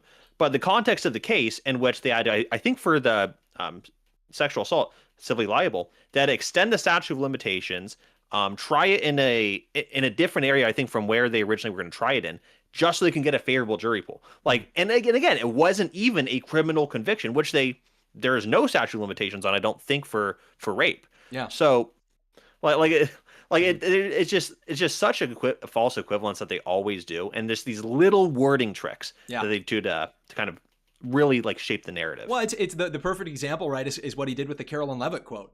That the entire base, the whole base of the Democratic Party, that's not what she said. She said that is their constituency and they cater towards them. Yep. Okay, that's true. Big whoop. Anyway, that this part is just really frustrating because it's like, dude, if we're comparing, if there's 1,000 Donald Trumps and there's 1,000 illegal immigrants, only one of these groups will have sex trafficked children. It's like, literally, you're saying that you would be safer with somebody who has a chance of being a sex trafficker and somebody who is maybe a creepy billionaire. And no matter what you say, it's like, and I've said this before, again, I am not this like MAGA always, like I'm Trump's white knight. That's not what I do politically. I want America to succeed. I want the president to succeed. But I also just like kind of intuitively, he's not a pedophile. Donald Trump, sure, is his connection with Epstein fishy? Yes. I think billionaires probably hang around other billionaires. And I think there's a ton of people you could connect by virtue of them working kind of in the same circles. I don't think his sexual proclivities are at all similar. And frankly, for somebody now with Donald Trump's reputation, with the amount of eyes on him that there are, I think it would be far easier to convict him very like obviously of being a pedophile if that truly were the case. Again, I'm not disputing the fact that he's creepy. I think Joe Biden's creepy. I think Trump is creepy. I think Trump has made comments that he shouldn't have made. And I think every single, and I said this at the end, every single politician, maybe minus 10 members of the Senate and maybe 30 from the House, probably are engaged in some really weird sex stuff. I don't think that's something that is a partisan issue. And that was kind of what I came at it from. But unfortunately, Adam just cannot even talk about this issue without framing it entirely around Trump. Which violent crime has he actually been convicted of? He was held civilly liable of sexual abuse, sexual assault, number one. But number two, what if you take doesn't answer the question? You take 1,000 undocumented and misconstrued 1,000 Donald Trumps. The statistics show that those 1,000 Donald Trumps will abuse way more women. 26 versus the average undocumented immigrant commits violent crimes at a 2 times lower rate than the native-born citizen. That's Donald interesting. Trump commits crimes at a higher rate than the native-born That's citizen. interesting. Now you see what I'm doing rhetorically? Absolutely. Okay. I do see what you're doing, and what you're doing is trying to remove poke a hole in it. What you're doing is trying to remove the effect of the crime from the actual people who are affected by it, which is why you're saying, well, if Donald Trump was in a room with you, the issue is when you analyze the difficult, or rather the amount of crime that these illegal immigrants are actually perpetrating, and when you compare it and say that blanket statement, right, that they are less violent than the average native-born American, you're not comparing it individually to each group. Would you let the someone... levels of crime, the rates of crime among groups in this country differ significantly. The issue here is that I go very long-winded, but you genuinely just have to walk people through this idea, because what we're talking about is statistics and rhetorical framing. And I'll lay out in just a second. I'll let myself here in the video lay it out, and then I'll lay it out kind of the way that people are probably side majors. Yeah, real. Based on where you are and based on what the group is. Would you say? That's why I said average. And this is, I love, honestly, epic clip. This is an epic clip. That's why I said average. Well, I mean, you can point to a specific area, but that's why it's average. You understand that not... Would you let someone who's held civilly liable of sexual abuse immigrate into the country legally? You understand? No. Well, no, I don't think so. No. But you let them be the president. You're not engaging with the statistic that you brought up at the beginning. Okay. And again, the framing that you're saying the framing that you are providing, if we were to be statistically consistent, would say that with the average illegal immigrant, you are safer than with the average Black American. Would you agree with that framing? With the average illegal immigrant, you're safer with the average Black American. Yeah, because Black Americans commit crimes at a disproportionate rate. That is a good clip. Like that's such a good clip. He just straight up admits, oh yeah, Black people are way more violent than illegal immigrants. It's like, dude, I can't, bro. That moment, and I was honestly, frankly, that was the best thing he could have done, because had he fought me on it, I would have gone harder. But he just straight up admitted it, and I was like, oh, okay, sweet. I mean, hey, points to Adam Mockler for being ideologically consistent. Like, I got to give the guy credit. He sees the stats. He sees the data. So we looked at the data. He looked at the data, and he's not disputing it. That was really funny. Sure. I'm not gonna lie. Okay, so you understand how framing can significantly shape the way that we engage in these conversations. I don't think every black person is going to kill me, but there is a disproportionality around it. But the thing is, not every immigrant's going to abuse you. I 100% agree. Every one of those 1,000 Donald Trumps will abuse their power dynamics. Absolutely. Donald Trump. And this, admittedly, this is where I was really losing out, because he is true. It's like, if you have somebody who, yes, has been held civilly liable for sexual abuse, or for, what was the thing that they tried to get him on? Like, if he has a criminal record because they made up, bogus charge about, falsifying business records, like, that's just true. I'm not going to be able to deny that, yes, like, he does have that record. So here it gets difficult. But if we want to talk about what's maybe more important, which is actually like whether or not the average illegal immigrant ought to be in this country or is going to be safe in this country, because this is really the root of the question that he's posing, you have to analyze it the way that I'm analyzing it. And comparing them to Trump is not going to be a good way of doing so, because 100%, right, of those 1,000 are going to have a criminal record. But if you look at the average American in a city like Allen, Texas, the average American in the city of Allen, Texas is going to be less violent than the average illegal immigrant. And if Texas is the number one, because I think Allen, Texas has 92 for every 100,000 murders. That's the per capita murder rate, or rate of violent crime. This is actually exactly the number that the study out of Texas polled for illegal immigrants and their rate of crime per capita. So if you're then taking a sample like a city like Allen, Texas, or a smaller city in Texas, you're more likely, actually, when you have illegal immigrants in those kind of communities that are not on average more violent, like the more metropolitan areas, where we don't necessarily know these illegal immigrants are going to be flooding. They're probably actually, if they're going into agricultural labor, as many of them do, they are likely staying in rural areas. Those rural areas, on average, have crime rates that are lower than the average rate of crime for the average illegal immigrant. That's the important value here. And I kind of get into this. It's like, look, there is no cookie cutter American. You're not throwing these illegal immigrants into the average Texas. There is no average Texas. There are cities in Texas that have wildly different rates of crime depending on how populous they are, depending on what the demographics of the city are. Like we mentioned, black people commit a disproportionate amount of that crime. If you put an illegal immigrant into a community of entirely, that's entirely black, yeah, they're going to commit less crime than the rest of the neighborhood, because the rest of the neighborhood commits a disproportionate amount of crime compared to the rest of the population per capita, right? But when you have illegal immigrants that have this rate of crime of, I think, 9.2 per 1,000 or 92 per 100,000 or whatever it is. Even that's like almost certainly an undercount. Yeah, no, exactly. Because a lot of this crime is not even being reported. Although Texas does something different in their data gathering, which is why these studies have been conducted there. It's almost certainly, like you said, an underrepresentation, or it underrepresents the amount of violent crime being perpetrated by illegal immigrants. But nonetheless, the rate of crime of illegal immigrants per capita is higher than in the neighborhoods where they likely are going to be living. What does that mean?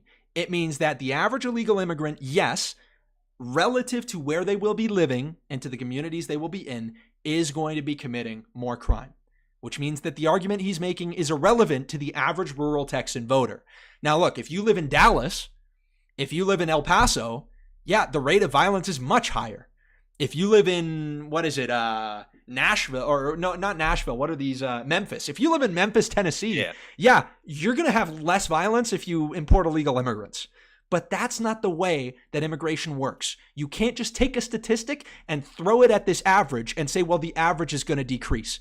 There will be more Laken Rileys because there are more illegal immigrants in Texas.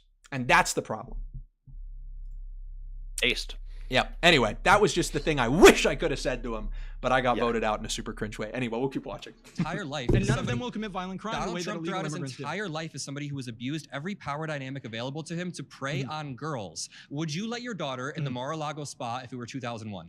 No, I Wait a stay minute, away but from Trump those is supposed to be places. safe. Trump's Mar-a-Lago spa isn't safe. You're drawing these equivalencies between a property that an individual owns, what occurs on that property, and a condoning of it. And this is honestly, this is straight up where I lose because I have to defend Trump. I hate to like put it that way, but it's like I just get cornered into talking about Trump. And if I was able to just talk about immigration, it's like if we could talk about ideas and not just a single freaking guy, we would be so much further. That's where they should do. That's where they should allow the tag. All right, they're talking about Trump. Marty, get in. Yeah, literally. All right, get him in here. We need Marty. Yeah. We need Marty Supreme. Cobra Kai taps out. Marty Supreme taps in. That is an Exactly. absolute false Years equivalency. later- Okay, show me how do those two comments relate to each other? When Donald Trump said in 2003, Jeffrey Epstein likes him young. I'm looking for and a then- clear consistency Okay, here. let me finish. Donald Trump says in 2003, Jeffrey Epstein likes him young. That happened, right? Oh, wait, what is that? Wait, what did is that happen? Let me finish. Did that happen? Sure. Okay, 3 years earlier, Virginia Giuffre was groomed out of his spa by Jeffrey Epstein. Donald Trump held private parties in the 90s where him and Jeffrey Epstein, just those two, had 20 calendar girls. You can look this up. I hope there's one on screen. Were any of them calendar 14? girls? Okay, what about the 15-year-old girls that Donald Trump walked in on in his dressing rooms? I mean, no one here. Again, I've this had is three people say they wouldn't let their daughter around Trump. 3 people say they wouldn't let their daughter around Trump. I wouldn't let my daughter around Joseph Biden. That's It's again, fine. this And kind neither of- would Adam Mockler, by the way. Defending Biden, I don't Well, care. you don't have to defend a thing. You haven't staked out a Adam- position. Biden. All right. Yeah. Well, it's it's the same clip from You've earlier. easily admitted that once we change the framing to talk, for example, about things that are more relevant to the average Here's the American. problem. For instance, the average person who is living in Texas, right? The way that these This people are I make a rhetorical mistake. It's not true to say the average person living in Texas, but if I would have said the average person living in a rural Texas town, then it would have been to true. feel the effects of migration are not as an average. There is no cookie cutter average The American. study was done in Texas. Hold on, I understand that. That's why I'm citing the study. It's That's the why I highest mentioned immigration Texas. state. Yeah. Here's the point. And also, just if we're talking, and unfortunately, that's where I get cut off. Yeah, immediately. But here's the point. Yeah, literally. But if I was able to flesh this out, it's like, look, dude, even if this is true, every single crime committed by an illegal immigrant is a crime that is avoidable. And past that, if we're vetting people to become, permanent residents in this country, the standard should not just be, do they commit less crime than like our most crime-ridden cities? It should be, are they committing less crime than like the average Asian immigrant? Like that's what it should be. It's like, do you commit crime like the average Asian immigrant, or do you commit crime just a little bit under like the national average? Because the national average is a composite of a lot of people that commit way more crime than we would ever want in this country. So the idea alone that they commit less crime than the average is not one that I like. That's not an argument that should convince us. It's like, oh, we're settling for just a little bit below the average? Okay, that's great. No, we want this country to be better. We want this country to be much better. We don't want it to be violent, and the argument should not be they're just a little bit less violent than the average. Yeah, exactly. And to your point earlier, like we don't like the crime that they commit is substantially worse than a crime that and just an actual U.S. citizen commits, because they shouldn't be here. They shouldn't have even had the opportunity to commit the crime in the first place. So and like the extension of this logic that that illegals commit less crime than citizens is that okay, so then we should just let them stay. Like, to your point, like you just said, actually no. Like if you want to make that claim, then you're going to need to prove that they are committing an acceptable amount of crime, that they are committing substantially less than like the least violent group. Like that's actually the standard that you need to have, which is a standard that I don't think even the watered down numbers meet. Yeah, no, absolutely. It's like, look, that might fly in Texas. It's not going to fly in Utah, dude. So anyway, we'll keep really going. good, man. Thanks, Appreciate it, man. Likewise, it's good to meet you. And let's jump to yours, and then we'll wrap up after your total destruction of them. Yes. Which do you want to see? Do you want to see your final one or this one? I think the first one's better. Yeah, first one's better. I mean, the second one's more relevant to what we're talking, but I think this is a little change of pace. Yep, good. So, hi, it's good to meet you. Great to meet you. Martin, nice to meet you. Martin, I'm Adam. Perfect. So chipper, bro. You already chipper mog him like crazy, dude. Oh my gosh. Yes. Love it. You guys kind of have similar fits too. That's what I like. It was funny. I was watching I was watching Destiny stream last night just to see his reaction to it, and people in the shower were like, bro, for the last part, like bro really chose the Pokemon evolved version of himself. I was looking cackling myself now. That's so based. Yeah. Who are you? I'm you, but stronger. Yeah. Yes. What I want to talk about is, because we already established, kind of the golden age is a wide range of time. Sure. More so talking about The time of golden period. part. Well, yeah, I'm saying for the age, we're talking about this entire Trump presidency, and Do really, you think after we're in a that. golden age, like he claims? I think we're entering one, and I think That was great What framing, by the indicator way. is Yeah, showing so that? what I want to talk about is more so Any indicators kind of moving showing off that of the we're entering a tariffs, golden age? talking about the biggest aspect of the Trump's economic presidency, which is the one big beautiful bill. Okay, that'd be great. Yeah, so I assume you're against the one big beautiful. And just pause here real yeah, quick. certain parts. Like that should be the framing that Republicans use is move off of the tariff argument and move on to the one big beautiful bill argument. Because in reality, the tariffs actually really aren't a huge part of the Trump economic presidency. I know it seems like that, mainly because there was a huge Liberation Day. kerfuffle. Yeah. Kerfuffle around Liberation Day and all that. But the vast majority of those tariffs have been rolled back. Like the tariffs were like that whole rollout was mainly just used as a leveraging tool, not actually like U.S. policy. And that can really be seen in the numbers, because if you had a tariff regime where you actually did just have a straight up 25% tariff across the board, Democrats are kind of right in this, in that you would probably see inflation under that, because you're just really raising the price of production. The fact that we haven't seen inflation, in fact inflation has gone down, is really good evidence that we actually aren't in this broad tariff regime, because it's mainly for negotiation, not for actual U.S. policy. The actual policy that has been affected by the Trump admin is the one big beautiful bill, and mainly the tax cuts within the one big beautiful bill, the Medicaid stuff, and that we get into. That's good sprinkles on top. But the main thing was that if Trump didn't get elected, the 2017 Tax Cuts and Jobs Act would not have been extended. Yep. Like just full stop. They can say, oh, we support the middle class tax cuts. They would not have done that, because that is the bulk of where the increased deficit comes from that they love to cite in response to the 2017 Tax Cuts and Jobs Act. Like that is the bulk of the Trump economic presidency that we should be debating. So they want to talk about tariffs. We can talk about it for a brief second, but we really should shift the framing as a party back onto the tax cuts and the really change of economic policy that we had in this bill. Yeah, and this is, in my opinion, this is what you excelled at. This is why you killed it, is because you were policy minded. You knew the details, you knew the policy proposal, and you're right. It's like the tariffs are going to be something that Adam is going to have some study memorized for. But what you can dive into with the policy is not going to be something that he's prepared for, because it falls outside of the 24-hour news cycle. So exactly. And to be fair, it's like, this isn't profound research. Like, this is stuff that's available. If you're paying attention, you'll realize it, but it's not the juicy stuff. It's not the sexy stuff, but it is what's going to win. So it's the stuff that actually matters. Like, it's not the thing that's in the headline. Like I'm not even like a huge like research nerd. I'm not gonna sit there and read the entire one big beautiful bill and 10 analysis of it. Yeah. But just knowing what the policies actually are that people are talking about. Like, if you just know what the policies are, we're gonna win debates. 100%. For sure. Okay, for sure. So I think the biggest part of it is the extension of the 2017 Tax Cuts and Jobs Act. Are you pro or against that? Great point. I mean, that's fine. And perfect question. Just, are you pro or against? Fine, but it depends on the context around it. So what Donald Trump did is permanently extend the Tax Cuts and Jobs Act tax cuts, and that disproportionately benefits the richest of the rich. But at the same time, Okay, but like I said, at the same time, he cut social safety nets for people at the very, very bottom. And you know what the Tax Cuts and Jobs Act says? Wait, really quickly. If you look it up, the Tax Cuts and Jobs Act over the next few years will lead to hundreds of thousands of people, hundreds of thousands of children losing free lunch at schools, while it also allows billionaires. It also allows billionaires to now write off private jets. Now, none of us in this room benefit from having a private jet, right? Let's touch on that. So let's touch on that first part. You said that most of the tax cuts are concentrated, within the top 20. Well, disproportionately, I wouldn't say most. Yeah. Well, sure. So 60% of the tax, so 60% of income earners actually do get tax cuts under the one big beautiful bill, under the extension of the Tax Cuts and Jobs Act. Specifically, the median American family would have seen a tax hike of $1,800 a year should the Tax Cuts and Jobs Act. And I'm glad they extended that. Exactly. Yeah, Pause absolutely. right here. So, And that's the framing we need to use of because a lot of people in this next tax cycle will say my taxes were relatively unaffected. Maybe they went down a little bit just because of the new provisions with deductions.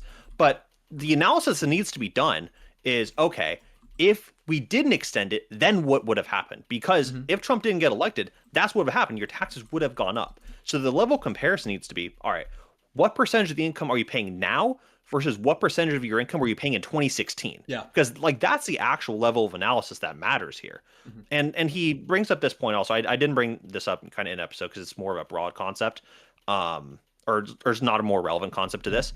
But like the reason that you see, disproportionate tax cuts for the rich and them getting more money off in taxes is because they pay more in taxes, right? Like I think it's I forgot what the exact number is, but I think it's that the top 1% I think pay 42% of all federal income taxes. So yeah, actually the top 1% are going to get more than 1% of the tax breaks in the one big beautiful bill because we have a progressive tax system where they were already paying more. Exactly. No, and this is one of those things where I don't know, it takes me back to 2020 when we were doing the talking points about like socialism versus capitalism, but it is true. Yeah. It's like there's just so much economic production or stimulus being produced by this small minority.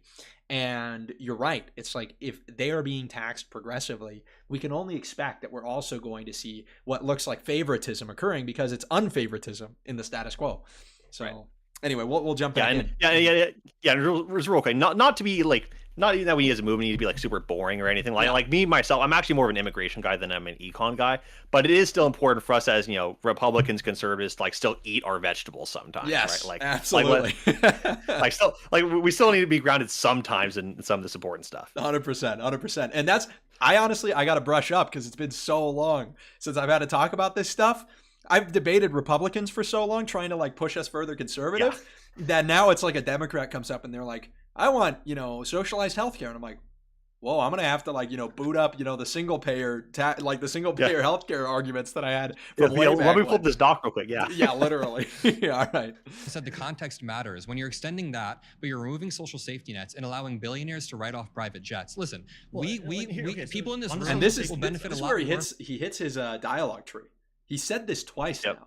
He said, well, the context matters and private jets. And these are, that is his dialogue tree. From like kids getting free lunches than writing off private jets. I don't see anyone in this room. The social safety net part. So the best example the left always brings up is cuts to Medicaid. The actual most prominent cut that we made to Medicaid was instituting work requirements of 20 hours a week. They tried this exact thing in Arkansas. By the way, you framed it. Like you established the framing. I love that. So good, dude. And this is just in general because it's not even a particularly savvy debate trick that we as conservatives or right wing people need to do. It's just make them argue something specific. And I say this later, like the left loves to argue in abstracts. Like he said there, he tried to establish the framing right before this of pretty much saying that Trump is just for the rich because airplanes, tax write-off versus social safety net cuts. Yeah. Oh, okay, let's actually dive in. Like what does that really mean? Like what is the actual claim being made here? What are the cuts? Because once you get into that debate, they are going to lose. Because Republicans just generally have better economic policy because we are more pro free market. And I know free market, it's true. It's a means to an end. We shouldn't be religiously pro free market, but generally that's generally what has kind of made America such a economic powerhouse, and that's what our party is based around economically. So get them to debate specifics because they will lose every time. 100%. Kicked 18,000 people off of their Medicaid. Yeah, and after that, I would say that if someone isn't working, then they shouldn't be getting health care. No, but these were 18,000 people who had increased barriers to get Medicaid. And what happens is these people who are vulnerable already. The barriers of seeking a job. No. It's not just that. Yeah. It kicks people off because the barriers become so hard. People with jobs can still get it. But the problem is, listen. Well, what are the barriers that are so hard? The problem is when it comes to this, with the Tax Cuts and Jobs Act, with that, the barriers for Medicaid. Sorry, 1 second. No, okay, so it's like you said that there, was what are the barriers that are so sick. hard besides getting a job? That was sick. Yeah, and I'll say IRL too. Not to break the Jubilee contract too much, but IRL there was like a little 5-second pause in there too. No, so real. Just yeah. Dude, W pause. The pause is crazy. That's the end. I was sitting there, it's like, all right, so we need a Loki. So should we resume the conversation? Yeah. But no, that was crazy. You just kind of looked. I remember that. You're just kind of looking around like, we're gonna go, dude. Yeah. Go. Yeah, but I mean, this is just what I was talking about, right? Like make them focus on specifics. Like make them actually make a claim. Yep. Because most of the time they're not actually making a claim. They're just trying to. And you'll see right after this, he tries to get around to. I think it was. no tax on tips and like the ending period on that. But like make them actually make a claim and stick to it. And dude, the ending period, he tried to adopt your framing. Did not work out. We have to go work 20 hours a week. There's already a qualification in there that if you're disabled. We'll go back a sec so there's more Medicaid. context. Sorry, 1 second. No, okay, so it's like you said barriers. What are the barriers that are so hard besides getting a job where you have to go work 20 hours a week? There's already a qualification in there that if you're disabled, then that doesn't apply to you. I mean, what are these barriers? The left always speaks in these like just abstracts. These like, platitudes. Actually, what are the barriers? The increased barriers are when people are vulnerable and already working part-time, and then you cut them off of Medicaid. Yes, people can get Medicaid with this, but the problem is when 18,000 people, like in Arkansas, are kicked off of their Medicaid. Who weren't working part-time. No, the 18,000 people were kicked off of their Medicaid because they couldn't get access to it. What happens then is that they have to dig into their social safety. They have to dig into their. So how do they not get access then? Because the barriers are increased. What are the barriers? The only barrier you listed, the only barrier we talked about is work requirements, and that's working 20 hours a week. Yeah, but it's the work requirements increasing is just, it's not. So wait, can you concede? So we agree. And everybody noticed there that he immediate pivot. Yeah. Immediate pivot. That was just, increasing it was so blatant. Is just, it's not. So wait, can you concede? So we agree. Work requirements are a good thing. We can find common ground. Can you concede? That was based magnanimity. Yeah. So we can find common ground. I love that. Yeah. Immediately moves on. So good. Listen. Can you concede that what the Tax Cuts and Jobs Act does is it permanently decreases taxes for the richest of the rich, but then it also temporarily gives no tax on tips. Do you know that part? Yeah, the no tax on tips. But that's temporary. So what it's like? There's a cutoff on it because you always want to like test out. Okay, wait a minute. Which is the reason why the original program had an expiration date. Wait. Let me bring this back. So the permanent tax cuts for the richest. I'm so happy. Yeah. See the reaction in the back. Let me bring this back. So the that's how we can know if a point was good or not based off your reaction in the back. Dude, it was so good. That was my finally we have our gladiator. It's finally somebody's able to go toe to toe with Adam. Because we already did that. We already had the trial program. They don't have an expiration date, but you have an expiration date for the things that are going to help them. Why is there an expiration date for the people who are the most vulnerable? It's a trial program, and the tax cuts for everyone were made permanent. I love it. You're like, what am I supposed to say? Yeah. No, exactly. Because he's like, because his implication there is like, oh, why are we having a cutoff for the poor but not for the rich? It's like, brother, the reason we did this, this big bill is because we had a cutoff for the thing that you said is for the rich. That's the whole reason for this debate right now. No, and then what I love so much, just this beautiful moment. First of all, there's this concession that Trump's policy is great for the lowest income earners. But tax on tips, this super good thing, there's a limit. It's it wasn't even proposed before Trump. What are you talking about? There was that was literally Trump's campaign promise. Exactly. Like the OG promise. Yeah, it's but you're winning. It's got an expiration date. It's if you vote him out of office, it's so I just thought that was elect us again, we'll extend it. Exactly, dude. Exactly. It's so good. Tax cuts for everyone are made permanent. Why would you not make the tax cuts permanent? You know when they end? They end right as Trump's leaving office. So this is what it's like. Yeah, that's just bro. It's like waving $100 bill in front of somebody's eyes while giving thousands of dollars to the richest of the rich. So move off the early part. Waving $100 bill in front of somebody's eyes while giving to the richest of the rich. What? This is coming from the guy who is of the party of welfare expansion, stimulus, literally just giving people money at every turn.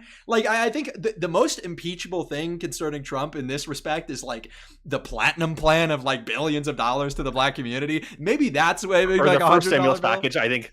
Yeah, the first stimulus package was. Yeah, I'll be fair. I'm actually not anti-stimulus. I thought I thought it totally worked. I thought it was based. Oh. Marty Supreme Kai debate incoming. No, but it's really, it is so funny to me. These Trump's waving $100 bill in front of people's faces. Yeah. Dude, you guys are literally at every turn, the Democratic Party is offering expansion of welfare benefits to every single group, but the people who vote Republican.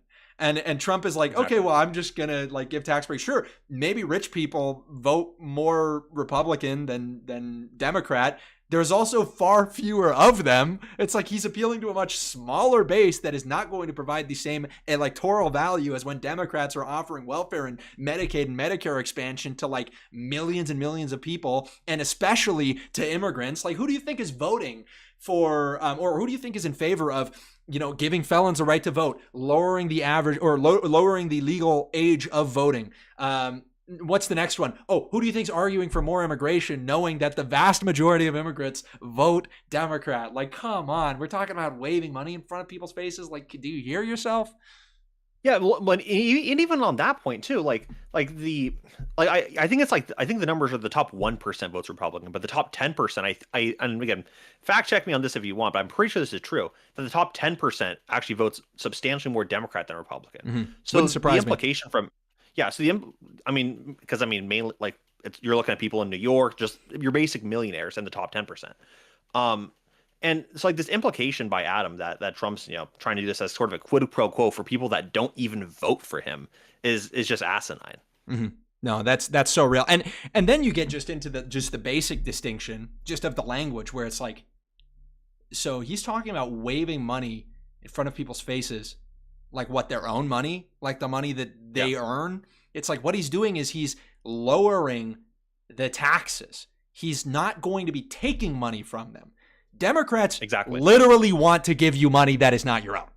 Like, Democrats literally are in favor of giving you money that you did not earn. So yeah, that was not to get too Shapiro coded here, but there is actually a difference between the deficit going up from not taking more of your money than just from recklessly spending. Exactly, bro. So real. Can you concede again that we're requirements? Dude, you look like you're about to explode him. We need an edit. Somebody make a Marty edit. Can we where you have lightning shooting out of your hands, bro.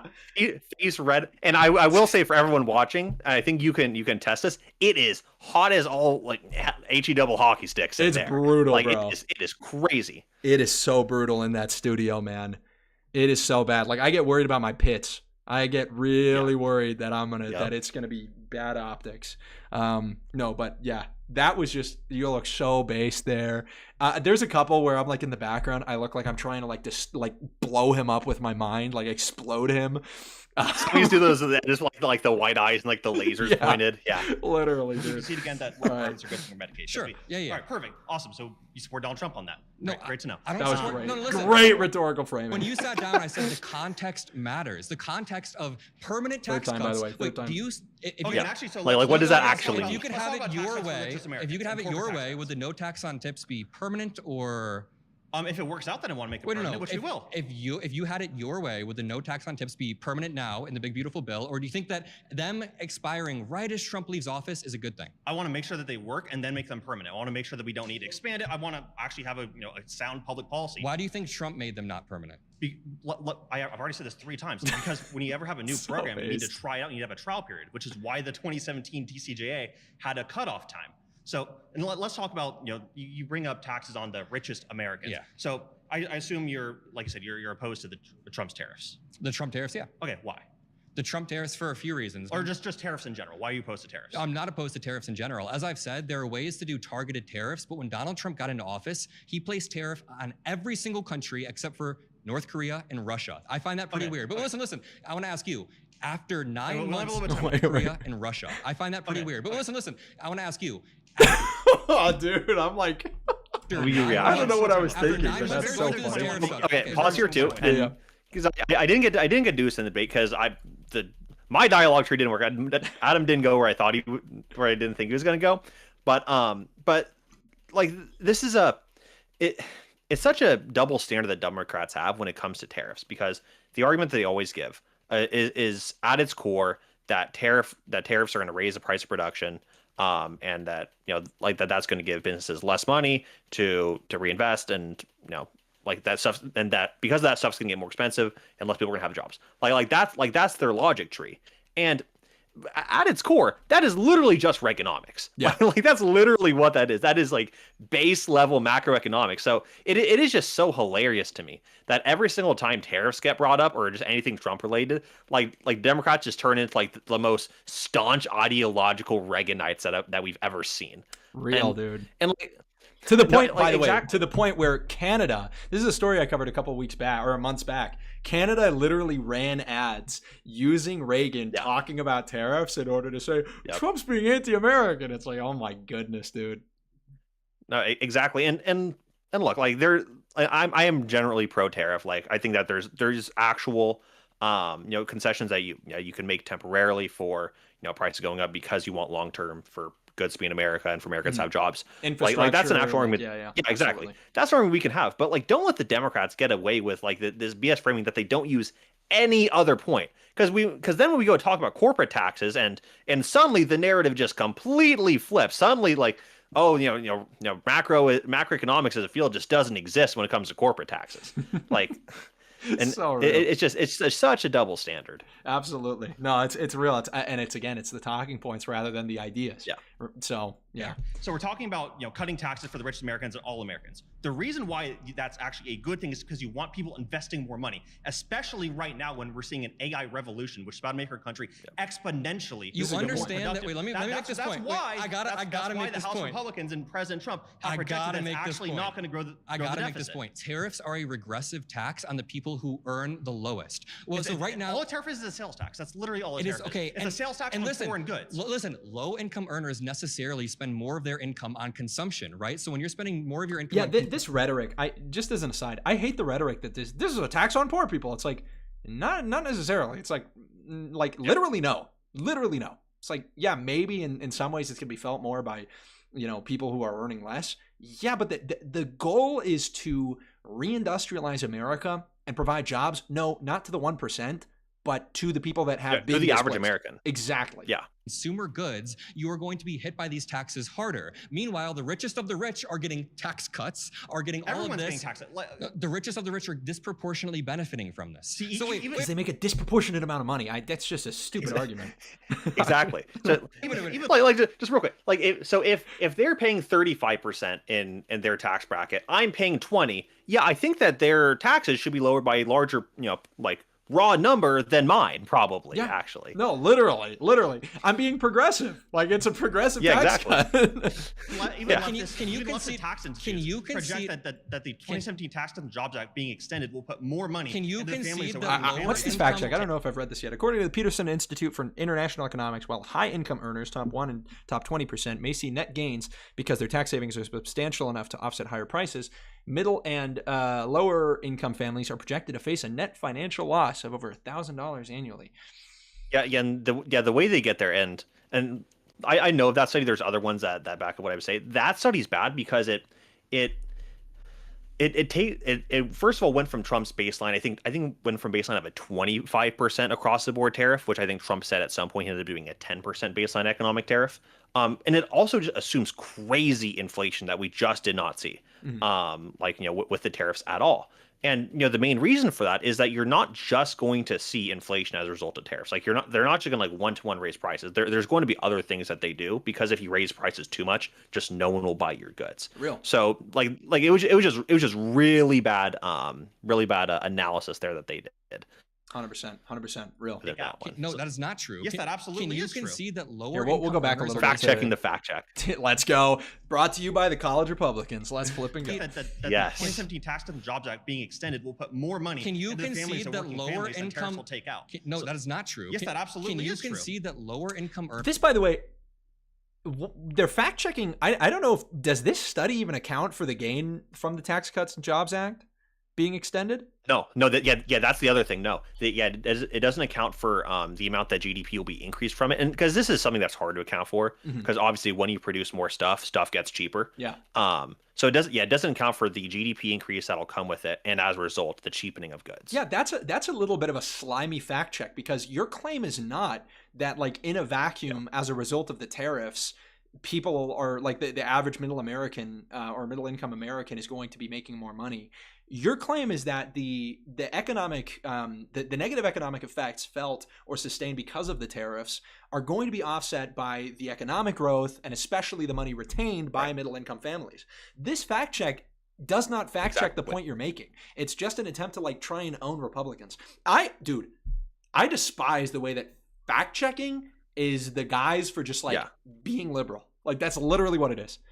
No, literally. I don't think and not to dog on Jubilee too much because I think that they're actually generally good when it comes to like platforms and stuff. But I don't think I've ever seen a fact check that they've ever done that is like a pro Republican fact check. like I've actually just like never seen them do one. Mm-hmm. Yeah, it's bad, dude. It's bad. I think they used to. They actually used to be a little bit better. Are disproportionately benefited. Yeah, I don't think they're awful. But again, this is why you have the college Republicans fact check. That's why you have to have it. Maybe that's the next branch that we need to do here. Dude, yes, bro. Oh my goodness. Oh, okay, real. We're gonna take Snopes out of the freaking game. More time. So lower income earners necessarily spend a when we larger. bring jobs back, they're going to be disproportionately. When are they going to bring jobs back? Jobs have been tariffs take a while to kick into effect. You need to have trade deals. You need to have the tariffs actually raise. How many trade deals do we have? Goods. We've done one with the UK. We've done some with the EU. We're working on some with India. Are these actually papered up? I mean, it takes more than 3 months to negotiate a massive trade deal. Donald Trump said 90 deals in 90 days. What do you mean it takes more than 3 months? How many? Of course he's going to have it soundbite like that. I also hate that framing too. I did another Jubilee episode, not to spoil too much because I don't know if this goes against the contract, but like there was a guy in the middle who was saying that like the Trump economy is failing because Trump promised to lower gas prices by half, and they haven't been lowered by half. They've only been lowered by like 5%, and it's just such disingenuous framing to hold the standard of success to an obvious just like this pitchy campaign slogan that a politician uses. Yeah. Like actually no, like let's think about this pragmatically. Trade deals take a lot of time. It's actually a really big accomplishment that we've already had. I think at this point it's 3 or 4 trade agreements negotiated with countries, which usually take a lot longer than a month. Like that's actually a huge accomplishment that we should give the president credit for, rather than just like holding him to some arbitrary standard because he said that because it sounded cool. Yeah, I think for me, one of the crazy things, like, and I don't even know, like, I don't know how it is around the country. The gas prices in Utah, and I don't know all the variables, so I don't want to speak too much about it because I don't know all the economic, variables at play here. In Utah, they've dropped by a whole $1. Like it was $3 when I got home from my mission or more, like up to $3.20.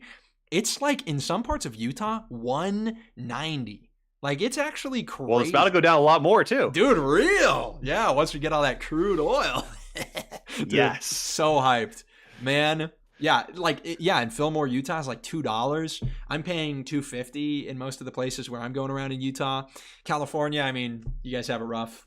We're finally below $4. Let's go. I know that sounds like a foreign concept around the country, but when I saw the gas price and it was below 4, I was like, wow, like we have made it. Yes. We are back. Golden age. Yeah. But anyway, yes. I love the way that you explain this. And yeah, it is obviously a campaign slogan.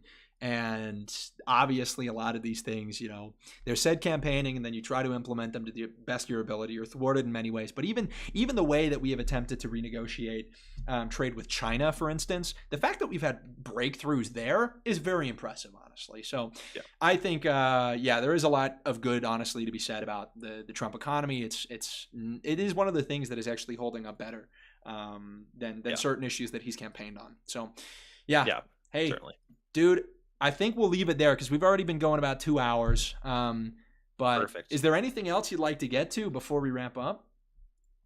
No, I think we pretty much covered everything. I just want to say, first of all, thank you for having me on the show and kind of doing all this here. That was a great reaction, and I mean, I thought the episode generally was great. Like, of course, there were some people who were doing as good, but no, I think Adam got owned a couple of times. I think you owned him. We had a good college Republican mogging, but yeah, but like I said, just in general, to anyone watching who maybe is going to like start doing more debates, like I said earlier, start holding the left to their actual claims, 100%. Push back on what they are saying, and make them stake a claim. Because when it's idea versus idea, we will always win. Absolutely. And hey, Marty, where can people find you? Where do you want them to see you?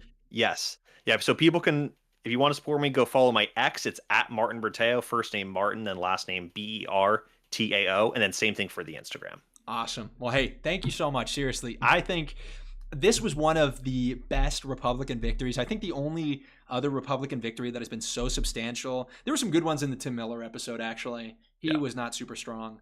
But I would say Adam Mockler is one of the best debaters that the left has had on. I think Mehdi Hassan's probably, and I'm saying this I'm a little biased. I think he's probably the best. He's got credentials to back him up. He literally wrote a book about debate, but Adam Mockler is up there. And I will say, you know, we've been saying it throughout the show, just as credit to him, this is a guy who afterwards, like, shook our hands, talked to us, was very genuine. I saw him later at the UNF America tour. He recognized me, was like, hey, what's up, man? Good to see you again. Like, we flicked up, we got a photo. This is a guy who I genuinely do have a lot of respect for, and he's fun. He has a total chud physiognomy, so he's totally awesome. So spiritually, we already are inclined to, like, be on the same team. We're just trying to win him over. But yeah, I thought it was a great debate. I really enjoyed being there behind, watching you go at it and have those go off moments. So I'm excited to see more from you with this debate tour coming up in the next 2 months. But hey, likewise, brother. Great to be with you, friend. Adios. You too, man. Have a good one.